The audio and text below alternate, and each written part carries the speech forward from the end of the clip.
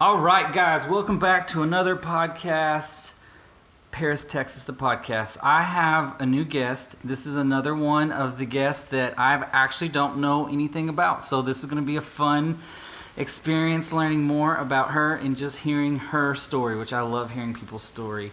Rebecca Peevy, am I saying it? You Rebecca, are. Rebecca is a friend of mine. We've done a few things together. Yes. We're working on a project currently together. We are. And I'm excited that you're on my podcast. I think I'm excited to be here. We'll see how this goes. It's going to be fun. It's going to be a lot of fun. Okay, let's just go right out the gate. Where are you from? Okay, so I'm actually from Santa Fe, New Mexico. Oh, cool. So yeah, a lot of people kick me when they hear that. No. So, because they were like, "Why did you leave?" And I don't know. I've been to New Mexico many times. It's a very artsy, It is. state, right? It is. The whole state is very artsy, but then Santa Fe is kind of like the melting pot, and that's where, you see everything. There's a lot of Hispanics and Native American culture there, but then there's a lot of, we kind of joke, Santa Feans, they joke about the Californians come in and kind of try to take it over as well. So we have a lot of just everything. It's nothing to see crazy stuff in Santa Fe, but the mixes of cultures are very cool too. I grew up, my parents' RV camp. And Okay. we drive all over the place. And I'm pretty sure one of their favorite places to go is Red River, New Mexico. Oh yeah. Oh, that's beautiful. Beautiful. Beautiful area. I love the area up there. It's like art just everywhere. It is. Not and like art, like the beauty of where yeah, you're the at landscape is is gorgeous, and there's different parts of New Mexico. Like you have the desert, but then you also have the mountains, and you have the rock, and it's just I love it. I love it. Of course, being in Santa Fe, growing up in Santa Fe, you're at a foot of a mountain, and so I love mountains. I love pine trees. I love aspen, which there's no aspen around here, but it just calls to you. And then the food. Don't even get me started on the food. The food's so much different than it is here, but it's so good. So good. I remember the food in Red River was very, very good. Okay, so how long of your life were you in Santa Fe? I was born and raised there. Lived there until I was 18 and went off to college. And where'd you go to college? I had, of course, like everybody, you want to get out of wherever you grew up, even if it's in a beautiful spot. I went to college at Oklahoma Baptist University, so went over to Oklahoma. Awesome. And so did you just go to college there and then leave, or did you stay? I went to college there and then ended up, I met my first husband there in college, and so his job moved us down to southeast Oklahoma, and then I've kind of trickled on down into Texas. What was your major? So my first major was biology. I was going to go into veterinary science and everything, but my second semester chemistry professor had a talk and told me that probably wasn't the best career for me, since I wasn't doing awful in chemistry, but I was making a D, and in his mind that wasn't going to cut it. And so from there I went into psychology and then ended up with a criminal justice degree. Awesome. So, awesome. A little bit of everything. A little bit of everything, yeah. That's awesome. Yeah. I'm very much the, what is it, jack of all trades, master of none? Yes, a little bit of everything, but not so great at anything. Yeah, I feel like I'm that way. I'm that guy. Awesome. So, okay, so you college, you got married, you trickled down to Texas. What about time frame did you make it to Texas? Let's see. So I ended up, I worked as a child protective service worker in Oklahoma for a while, for about 3-4 years. And then about 13, 14 years ago, I came over to Paris because I was hired at the Children's Advocacy Center, which is where I am now. Awesome. And so, literally came here because of a job. Oh, cool. So, when you were thinking of getting into, because I know you switched a lot for your majors and stuff, but when you were thinking of getting into this kind of stuff, what drove you for that? Weirdly enough, it kind of found me. So I was finishing up my degree. I wasn't quite certain what I wanted to do, but the lady that was going to be my boss later on, she was a CPS supervisor. She had heard about me just through friends, and everybody. And so she came to the little gift store I was working at and talked me into applying for an internship for Child Protective Services, which I was like, I've never really heard of this. This was not something I really wanted to do. I wasn't certain if I wanted to do it. She said, just try it. So you weren't volunteering somewhere? You No, weren't like involved? no. She came and like found me and talked me into being an intern. So I go and do an intern there at the Child Protective Service offices, and then went and became an investigator from there, and just so it sort of found me in a very weird way. That's awesome. So yeah. So you picked a couple things that you really wanted to do, and then the thing you ended up doing found you. Yes, exactly. Yeah, because nothing that I had picked had worked. Yeah, no. I'd always thought, okay, social work will be interesting. And then when I was in college, I did an internship with a drug court, which was really, really interesting. And so I thought, okay, that might be more the direction I'm going in. CPS was never on my radar. Child abuse, working with, this field, never on my radar. Crazy. But it definitely, it came and found me. Crazy.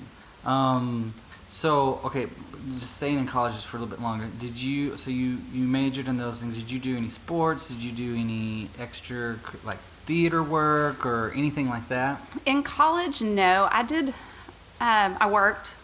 Where did you work? So, I worked at the country club up in the town that I was going to school in. So, waitressed up there, bartended. Actually, that's where I spent my 21st birthday. So, it was at a big golf tournament that we worked, and ended up bartending that night. That was my present for my 21st birthday. I thought, thanks. And then just worked as a server and a bartender through college. Awesome. So, yeah. You enjoyed all that? Yeah, I mean, obviously it paid the bills, It was a job. I waited tables for years. Yeah. I didn't ever go to college, but through my college age, like I was a waiter for a lot of that. Yeah, I'd done a lot of that in high school at the very end, and so and I remember my stepdad had once told me, if you can know how to wait tables, you'll have a job anytime. True. So true. That worked. Okay, so you trickled down into Paris because you got a job at the CAC. Yes. What was your first impression of Paris, Texas? Paris, oh my goodness. I didn't know what to think. Of course, being from Santa Fe, it's a very different city than even other cities. So I thought it was very small. But I liked it. I thought it was neat. I thought it was neat how everyone was related to each other. It was a little intimidating because of that, because everyone is related to everybody else. But it was, it was a neat town, and I'm glad I found my way here. Yeah, that's awesome. Because I can't imagine living anywhere else now. Yeah, it grows on you. I've said this, and I think it's gotten misinterpreted a few times, but like, growing up here, like as a kid, I didn't like it. Yeah. And I don't think it was Paris itself. I think it was me and the lack of like experience in the creative, like I didn't find my creative person until I left. That makes sense. And I don't think it was Paris's fault. I think I just didn't find it. So I was like, I had like this creative block inside of me, and I just couldn't express myself and couldn't figure out who I was. Yeah. And it took me kind of leaving Paris and seeing some of the other places to find the love that I had for Paris. I think that's definitely true. I mean, even that's why I said, like, people kick me when they realize I'm from Santa Fe, because now I know it. I see it. I love going back. At the time, I just wanted to get out of there and figure out who I was, and I didn't want to be one of those kids that just stayed in town and did nothing with their life. And so it's no matter where you grow up. I think it's that way for everybody. Is like, you can't really figure out who you are, who you are meant to be, until you kind of get out of that comfort zone. I know it's probably scary for a parent, because my kids aren't old enough for me to be worried about this, but like, I would suggest kids coming out of high school to travel at least a little bit. Get out of your city, get out of your state. Yes. I mean, and a lot of them join military and stuff like that, and they're able to travel. But like, even if that's not your direction, like, go and take a semester and travel a little bit. I think so. There's a lot of awesome programs that you can work for and travel. Yes. And I don't know. I just think you can find like things that you probably wouldn't have thought of if you had stayed here. And don't get me wrong, I love Paris, Texas, and I want you to come back. Yeah, definitely. but like go out and find that thing you love and then bring it back to Paris. You know, and open up a door that people in Paris haven't seen before. Sorry, I get off onto me sometimes. No, well, like I told you, before we started, like I'm more the interviewer, so my natural inclination is like, tell me more about that, and so I'm not good with the hot seat. All right, tell us a little bit about CAC here in Paris. Okay, so Children's Advocacy Center, we're a nonprofit organization. We work with law enforcement and child protective services in the DA's office, like in their investigation of kids, so in child abuse cases. So we create a team approach that really works those cases together as a team instead of each agency doing their own individual thing and not talking and sharing information. And then we're also the neutral, child-friendly place that the kids come to do those services or those items that need to happen through that investigation. So somebody needs to talk with the child. We do what's called a forensic interview and just basically let that child tell their story of what happened to them. From there, we can do therapy, we can do medical exams, we can do various other services that they might need. Awesome. And actually, my son, if for listeners that may not know, he's 7 and he does YouTube videos where he goes and he kind of like sheds some light on different places in Paris that you can either go or you can visit or that are nonprofits. We teamed up last year with United Way and went to all the different organizations that were under United Way, well, as many as that we could. And you guys, last year we got to come and visit, and Liam got to tour the whole place, and so it was really cool. There's a couple places that he really liked. There's the interview room was really cool. Yeah, it was. And you have like cameras, and he's obviously into cameras and microphones and stuff like that. And then what's the room upstairs? At the attic? At the attic. It's the rainbow room. So that's where we have like new clothes and shoes and diapers and pretty much anything you can imagine. And it was originally designed for children going into foster care to kind of get them through those first couple of days, because usually kids don't come with a packed bag. They're not, many times kids literally go into the foster care system with whatever they had on at school that day. And so CPS workers were having to go, stop by Walmart and get a toothbrush for the poor kid just to get them through the night. And so that's how the Rainbow Room started, was to get them a few items to get them through just, until life could kind of calm down for a second and they can get more supplies. But then also CPS will use it for if they're working with a family that needs cleaning supplies, or they're working with a family that needs like a safe sleep space. Maybe there's co-sleeping with an infant, and of course that's a huge safe sleep issue. So we'll do pack and plays for them. And anyway, it's kind of grown from there, but it's basically a resource for kids and families in need. And I know Liam, and I'm sure every kid that walks up there just lights up. Their face lights up when they walk into that room. It is. It's packed full. It runs the whole length of the attic, and yeah, it's pretty fun. And especially when we take donations and stuff, we always want it to be brand new with tags on it, because kids love ripping those tags off and knowing that nobody else has worn it. It's theirs and only theirs. So it is neat. That's it's fun. Amazing. Now, y'all have, I think I went last year, y'all have a fundraiser event every year. What's that called? Soiree? Sweetheart Soiree. Sweetheart Soiree. Sweetheart Soiree. It's kind of a mouthful, especially when you add Children's Advocacy Center in with it. So, yes, it is coming up, February... maybe soon. 9th. Yes, it's always the Saturday before Valentine's Day. Okay. So we always that moves kind of. Then. It does. The date moves, but it's always that Saturday before Valentine's Day. Okay. Awesome. So, yeah, we'll start getting ready for it. Explain to people what that's all about. So it's our only fundraiser. Okay. It's basically our dinner, dance, gala type event. So we'll have a silent auction, we'll have live auction, we'll have dinner, beer and wine, dancing. We always have a band from Dallas come in. We just try to have a good night, actually. It's just a fun evening. We try to throw a little bit of awareness in there about this is the cause, and child abuse does happen here in Lamar County, but we also try to keep it very upbeat and uplifting and just a great fun night. That's awesome. That's awesome. Now, okay, sorry, question. So the CSC, is this Lamar County CAC, or is this like Paris, or what's y'all's like? What's y'all's area? So we serve Lamar and Red River. Okay. So there's actually 71 CACs in Texas now. Okay. So pretty much every county in Texas is covered. I think there might be one or two down very south Texas that's not actually covered officially by a CAC. But there's now about 71 of us. And is this a nationwide thing? It is. There's like 900 nationwide, and there's even some international now. Wow. So it is, it's a huge movement, and this is the way child abuse, especially severe child abuse, investigations are worked and dealt with across the country. That's awesome. Mm-hmm. That's awesome.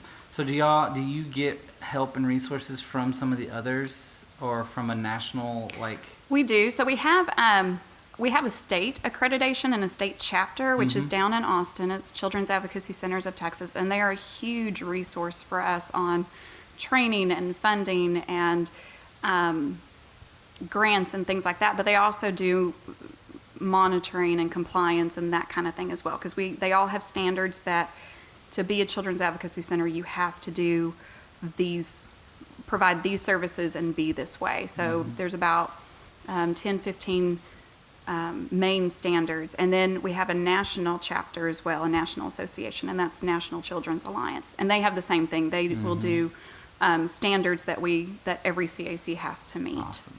So. Awesome. I think another thing that surprised me about y'all's organization was like how many people were involved. Like, obviously I've drove past your building. I've visited it a couple times, but prior to those, like in my mind, I saw one or two people in there and just kind of doing stuff. But now that I've been involved a few times and in it, like there's how many staff members and how many volunteers do you usually have in the building? So we have 6 staff. 5 of them are full-time, 1 is part-time. We have several volunteers. Many of them are interns through PJC or Commerce that are working towards a bachelor's or a master's degree. So, and then, of course, we have, even though they're not like staff, we also, our team members are here quite a bit as well. And usually it's that specifically law enforcement and child protective service workers will be in and out. Many times, so anytime we do a forensic interview, those agencies are here on the premise with us, watching that interview, observing it. But then also they just come by and, help us follow up on cases or do their own work or anything like that. So yeah, at times it can be pretty busy around here. That's fun. And y'all have like 2 buildings, and that's we probably do. Yes. Why. Yes, that's why.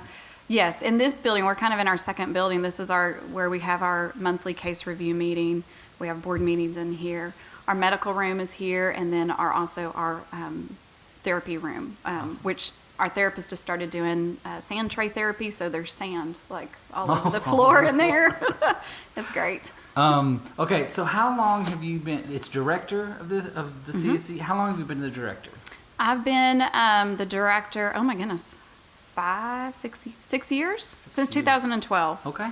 So whatever the math is on that. Now, have you, just going back to your story, have you ever found someone that you hunted down in like similar to how you were hunted down and brought them in to be an intern, kind of like I have not. Actually, that's a good question. Of course, having interns and things like that, I've definitely tried to talk with them about it, especially if they're interested in going into the field and helping them figure out what pathways they need to take, making sure they know exactly what they're getting into, because it's not for everybody. It can be a hard field to be in. But as far as like literally what my old supervisor did is like coming in and hunting me down in a gift shop, like no, I've not done that. They'd probably think I was nuts, which I thought she was nuts at the time too. Sometimes I don't know what it's called, but there are people who are really good at seeing the potential in people. Yes. And then placing them or helping them get to that potential. And that's probably was that person's gift, It must have been, because I've wondered many times, like, why? Why me? Why why come find me? Did she crazy. shop there a lot? How'd she know you? She knew me. She'd heard of me through just friends and So family and stuff. She hadn't even met you before. No. She just Literally Wow. comes in and is just like, "Are you Rebecca?" And yes. Can I help you? And she's like, "Well, you need to come, and I heard you're about to graduate and you need to come do this job." I'm like, Wow. I don't know about this. Let me think about it. So it's Wow. crazy. That it's is very crazy. super cool. Damn, that's neat. Okay, so any big, I don't know, like future things happening with the CAC? Anything you're looking forward to? I mean, it sounds odd. We don't really expand too terribly much. It's just more trying to make sure we do one thing and we do it to the best of our ability. Manage and what- we what's do in it, front of you. yeah, and we provide the best services possible. And so we're always trying to make sure and do more training and do more teamwork, team building with our both our Red River team and our Lamar team. And yes, we've seen some growth. Last year, we saw about 25% more kids. And so I'm not sure if that's a trend that's going to continue now or if that was just an anomaly. Although this year, it looks like we're going to be see what we saw last year, which is over 200. It was like 215, 220. In a year. In 1 year, Okay. which is crazy. Just here in Lamar and Red River. River. Yeah. Wow. Yeah, 220. Wow. And I think, too, just getting more awareness out there about the center, but also that it does happen here. We've had a lot of trials lately. We've had a lot of pleas. So it seems like not us necessarily, but our cases are often in the newspaper. And so as much information as we can get out there about, yeah, it does happen here. And I think before it used to be something that it was hard for people to believe, especially if they knew the families or the victims or the alleged perpetrators even involved. It was hard to believe, like, oh, I know them, they would never do that, or I know them, that would never happen to her. Yeah. And realizing it does. 2 questions. If somebody thinks they might like helping or being involved or volunteering, how can they go about that? Who do they reach? Who do they contact? So they would call us at the center. Our number at the center is 903-784-5787. So they would just need to call us. We do, because of the work we do, we have to do a criminal background check as well as a CPS background check. So we'd give them all the paperwork for that. And then we'll just talk with them and figure out how would they like to volunteer. Like, I've got some volunteers that I have one that just does IT for me. And so literally I call him, and when my internet is down or my computer is acting weird, and he comes and does all that.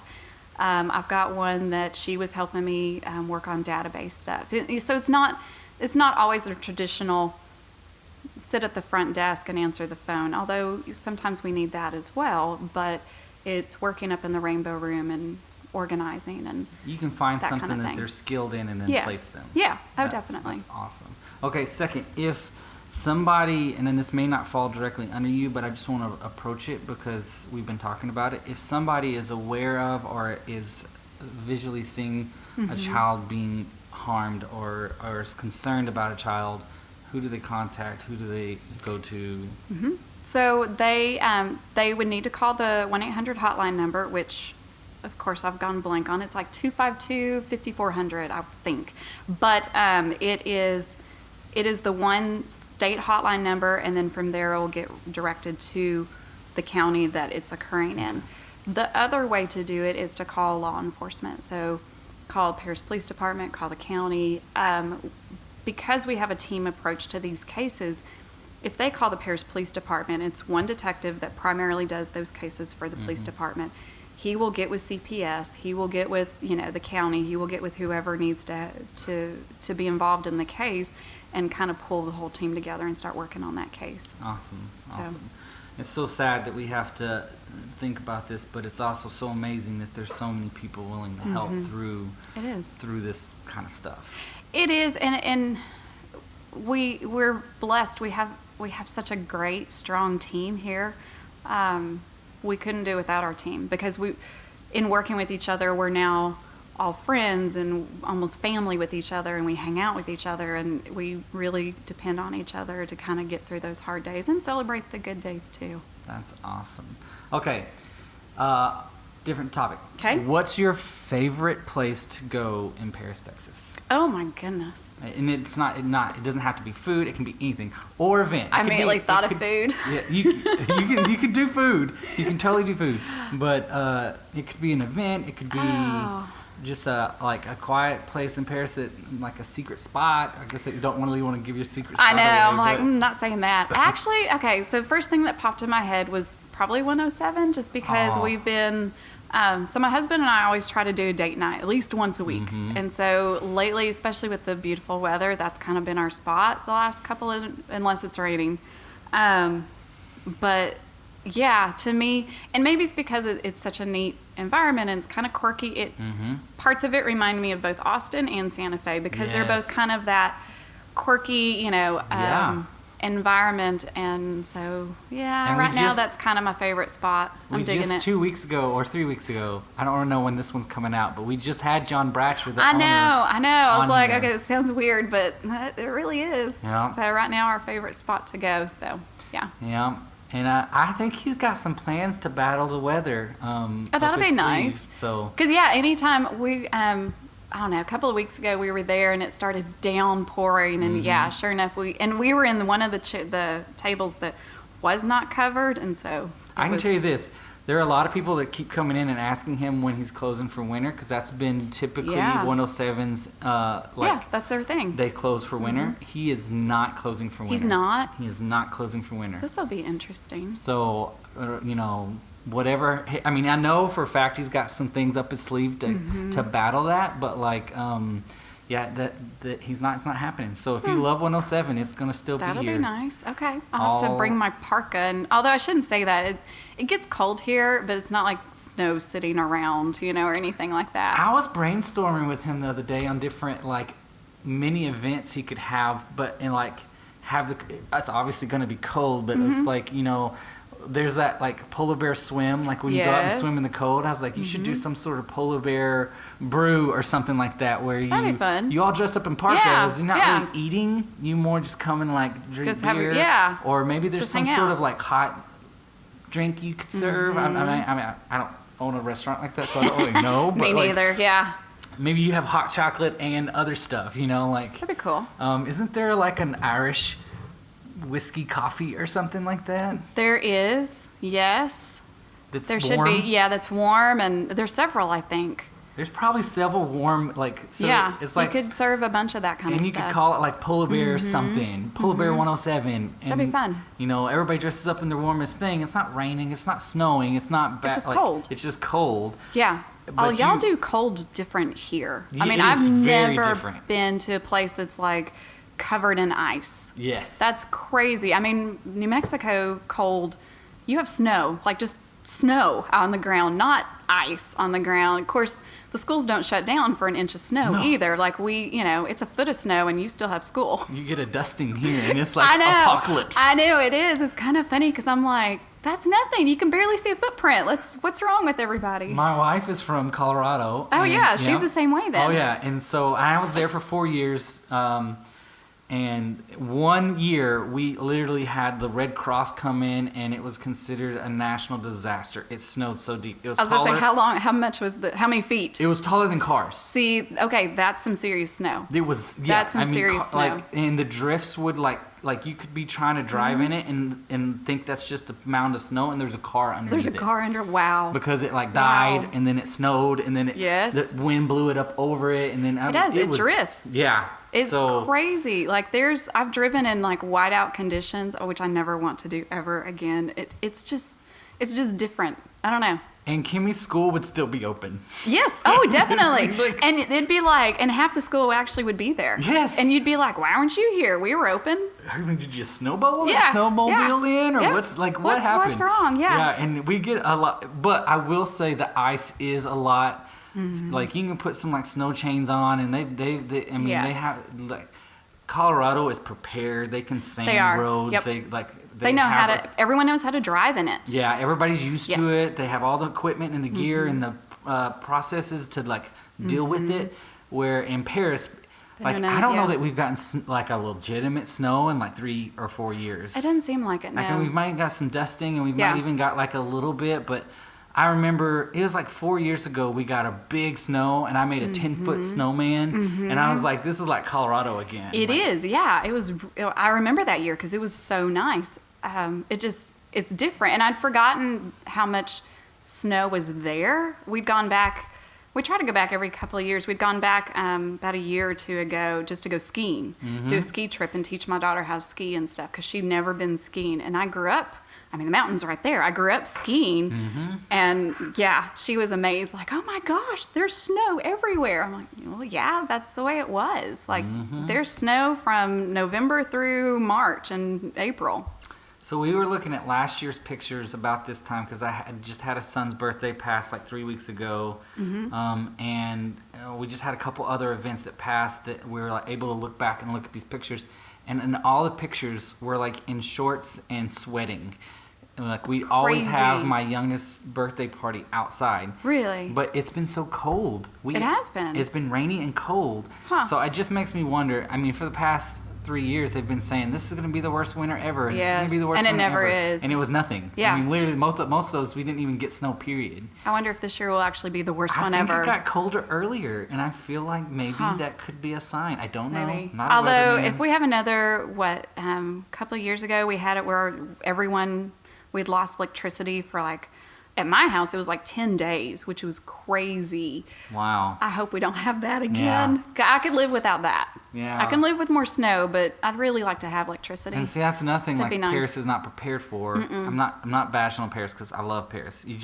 We don't ever get snow, so we don't have to be prepared for it. But like if it comes, then Yes. things happen, like Yes. the power going down and Yeah. streets are really bad. And I mean, it'd be like Colorado getting like 130-degree weather. It would, They're yeah. just- they're Yeah, not oh prepared gosh, for it. they're not prepared at all. And even the heat up there is different. Yeah. It's not 100 degrees. I don't think I'd ever the same. remembered Santa Fe being 100 degrees. Of course, the mountains are there, and it's a desert and kind of environment, so it cools off tremendously at night. So literally, you need a sweatshirt at night, even in July. Yep. But yeah, 100 degrees in the humidity. Oh my gosh, It's just different here. it's just different. I do remember thinking it was very green here. Here? Yeah? Yes, like so much so.